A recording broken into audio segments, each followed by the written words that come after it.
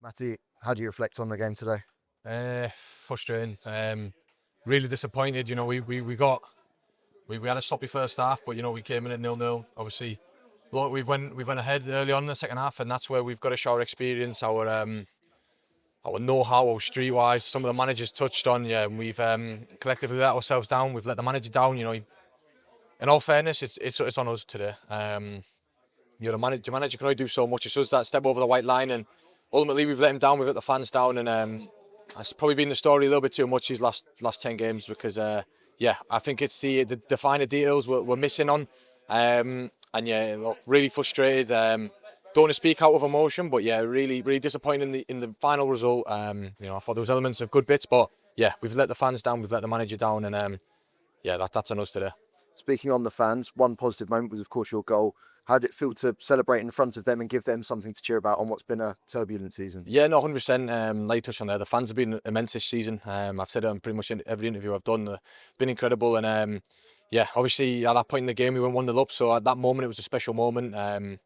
Yeah, the fans were buzzing. I was buzzing. You know, I love trying to give as much as I can to the fans. You know, I feel like I've shown that in my performances, whether it's a tackle or a header or a goal. I've tried to give me most, and yeah, like I say, I touched on earlier, disappointing because you know at that point in the game, that's on us then to see it out and give them a bit more to cheer about and something to take home. You know, they've travelled a long way, spent hard-earned money, and yeah, ultimately we've let them down, and it's probably been the story of the season a little bit too much from our point of view as players. With one more game left and it's at home and you're able to finish the season in front of the home crowd, is that something that you guys talk about in the dressing room, about finishing on a high?